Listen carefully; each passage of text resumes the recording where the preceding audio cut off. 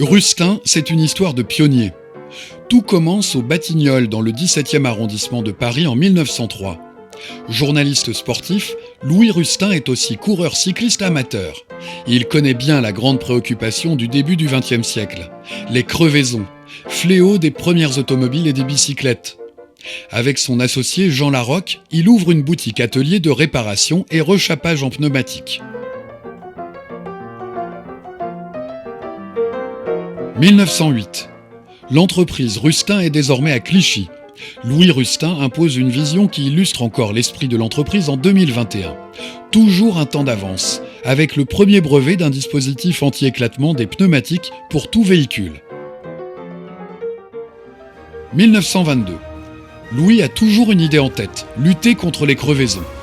Tous les week-ends, la famille est mise à contribution pour tester des petites pièces de caoutchouc pour réparer les pneus. Les rustines sont nées. 1934. Rustin s'installe dans la Sarthe. C'est l'usine à la campagne qui deviendra le site historique de Crouzilles, à la Charte-sur-le-Loir. Il cumule tous les avantages pour Louis, des turbines, de la main-d'œuvre et de beaux coins de pêche. 1950-1960, on produit 30 millions d'unités par mois. Tout le monde utilise des rustines au slogan éloquent « Unis pour la vie ».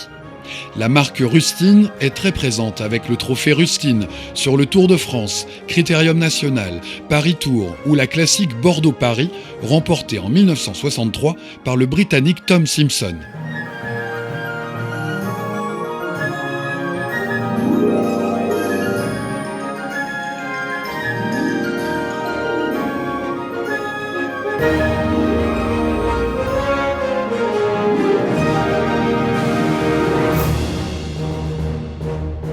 « 1972. Rustin est devenu une référence de l'étanchéité du caoutchouc. Équipementier auto, l'usine produit les joints de la célèbre berlinette Alpine Renault, de Peugeot, Simca et Talbot et devient leader de l'étanchéité de caisse pour la société Chéreau. En pleine désindustrialisation de la France, Rustin se démarque en investissant dans un outil de masse production respectueux de l'environnement. C'est la vulcanisation continue micro-ondes. Rustin est le spécialiste du ferroviaire en développant des matériaux propres et moins toxiques pour cette industrie dont la France est leader. Toujours un temps d'avance. Rustin devient le premier manufacturier français à obtenir l'homologation européenne EN 45545. On entre pleinement dans le XXIe siècle en délaissant le pétrole pour le quartz, qui permet de fabriquer du silicone, soit des ressources européennes transformées en Europe. Rustin inaugure une nouvelle ligne de production silicone, Rustin Silicone Technologies, RST. Le silicone dure 20 ans au lieu de 10. Il est encore un peu tôt pour se préoccuper de développement durable et responsable, mais prendre de l'avance est la marque de fabrique de Rustin. Rustin génère les tendances et remporte le prix de l'innovation au Salon de Berlin 2016 pour son joint lumineux à base de silicone translucide. Effet waouh garanti.